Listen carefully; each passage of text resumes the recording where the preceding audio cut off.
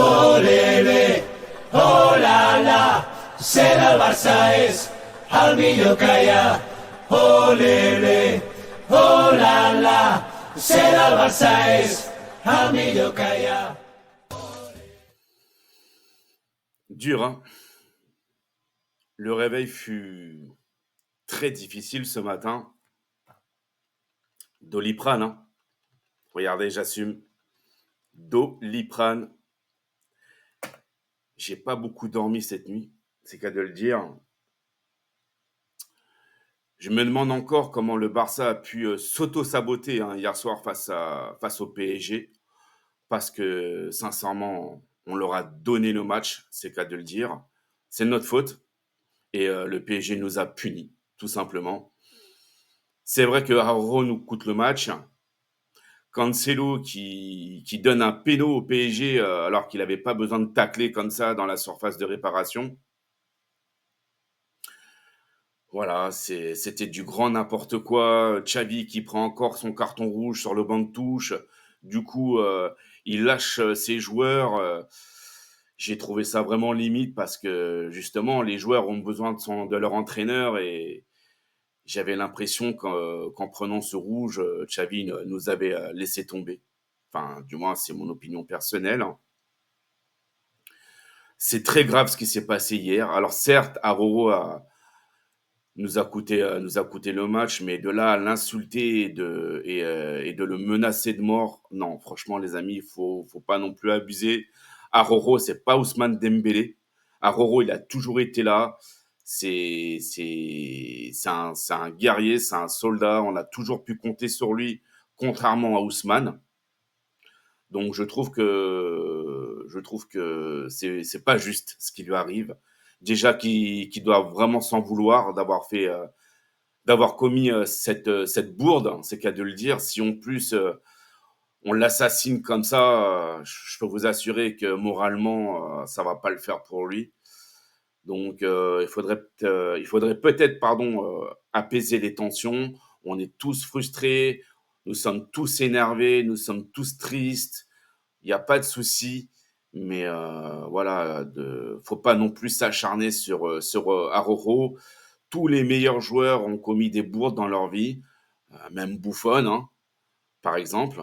Mais voilà, c'est comme ça, c'était le destin, c'était écrit. Et puis on jouera la Ligue des Champions l'année prochaine, et puis on verra si ça se passe mieux ou si ça se passera, enfin, je veux dire, ça peut pas être pire. C'est ça que je veux dire. De toute manière, je pense que le Barça a construit une équipe avec les moyens qu'ils avaient. Vous connaissez tous la situation économique du club. Laporta qui a hérité de la situation absolument cataclysmique de Bartomeu. Hein. Ça aussi, il ne faut pas l'oublier parce que si le club en est là au jour d'aujourd'hui, c'est la faute de Bartomeu avant tout. Donc voilà. Hein. Effet domino, hein, comme on dit. Hein. Voilà, le PSG qui retrouvera le Borussia Dortmund en demi-finale. Ce soir, Manchester City, Real Madrid. Tout peut arriver. Pour moi, ça sera du 50-50. Madrid peut créer l'exploit. Je vous le dis honnêtement, Madrid peut créer l'exploit, surtout que bon, Man City en ce moment, même s'il gagne, je trouve que c'est un petit peu poussé quand même, mais bon, tout peut arriver. Hein. Regardez hier soir. Hein. Donc, on verra bien. On verra bien. Dimanche, le Classico Real Madrid-Barcelone. Je ne sais pas dans quel état on ira à Madrid. Hein. Honnêtement, je ne sais pas dans quel état. Il faut absolument se ressaisir et bosser. Bosser jusqu'à la fin de saison. De toute manière, nous sommes assurés de jouer la Ligue des Champions l'année prochaine. Donc, c'est déjà une bonne chose, surtout financièrement. Mais voilà, hein, les amis, hein, qu'est-ce que je peux vous dire de plus hein, c'est comme ça, c'est le foot, tout peut arriver. Malheureusement, c'est tombé sur Araujo hier soir. Ça aurait pu tomber sur quelqu'un d'autre. Hein. Ça aurait pu tomber sur Puyol, sur Rafa Marquez, par exemple. Messi qui loupe le péno de la victoire pour aller en demi-finale. Et oui. Donc, faut pas tomber sur Aroro comme ça. Moi, ça me fait de la peine. Ça me fait vraiment de la peine pour lui. Je vous assure qu'il doit vraiment, mais vraiment s'en vouloir d'avoir commis cette bourde. Et au contraire, je pense qu'il faut l'encourager. Il faut, il faut, il faut l'encourager, le petit bonhomme, parce que je pense qu'il a vraiment le moral dans les pâquerettes. Enfin, ouais, ça va pas, quoi. C'est vrai que ce genre de match, ça marque à vie. Ça marque la carrière d'un joueur, surtout lorsqu'on est responsable, justement, de la défaite du club. Mais en deuxième mi-temps, je vous le dis honnêtement, on a fait la connerie d'avoir laissé le ballon au PSG. On aurait dû faire le jeu, même à 10 contre 11. On n'avait plus rien à perdre. Et non, non, non, on a que défendu. Lewandowski qui a l'occasion de mettre le 2-0, et alors qu'il est dans les 16 mètres dans la surface de réparation de Donnarumma, et qu'il loupe sa frappe, ça aussi, c'est pas normal. Un joueur de ce calibre doit au moins cadrer sa frappe, et il la met au-dessus. Franchement, je me suis dit, mais c'est pas possible. Lewandowski, quoi.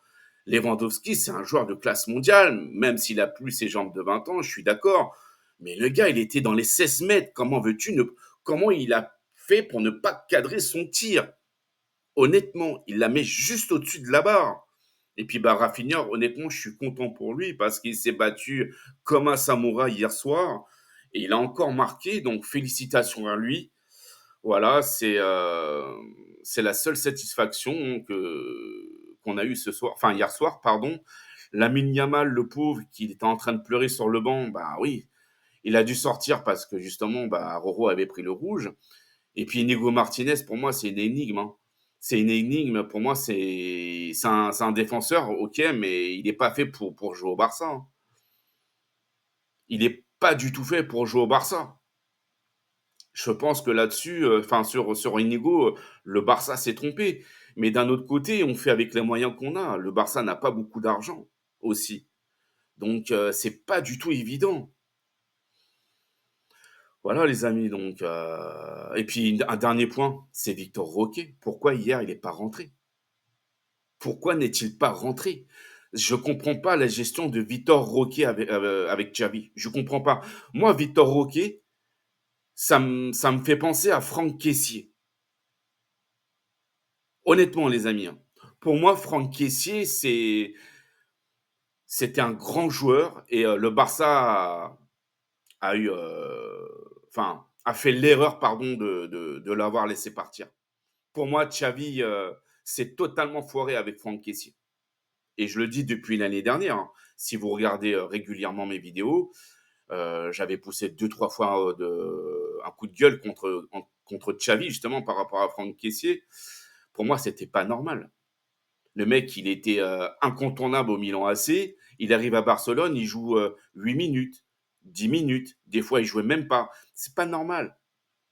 C'est pas normal. Donc, voilà. Et au lieu de garder Franck Kessié, on a préféré prendre Oriol Roméo, qui est fantomatique, qui ne joue même plus. Enfin bon, bref, c'est du grand n'importe quoi aussi. C'est du grand n'importe quoi. Voilà. Donc, à l'année prochaine, et puis, ben, puis voilà. Et puis, j'espère que l'année prochaine, on ira en demi-finale. J'espère. Voilà. De toute façon, on peut pas faire pire. On peut vraiment pas faire pire. Donc, qu'est-ce qu'on peut espérer? Bah, le meilleur, tout simplement. Mais, s'il vous plaît, concernant Araujo, lâchez l'affaire. Laissez-le respirer. Ça arrive à tout le monde de commettre des bourdes. Roberto Baggio a bien foiré son péno en finale de la Coupe du Monde 94 face au Brésil. Baresi aussi, il l'a foiré, alors que c'est deux grands joueurs de classe mondiale. Vous comprenez? Ça arrive à tout le monde. Ça arrive. Même Messi a raté des pénaux. Même Messi. Donc, il faut tempérer là, s'il vous plaît. Laissez Aroro tranquille, reprenez vos esprits, parce que hier, il y en a, ils ont fait des débriefs, mais ils étaient à chaud. et ils étaient totalement énervés. Donc, c'est un petit peu normal voilà, qui n'étaient pas du tout objectifs.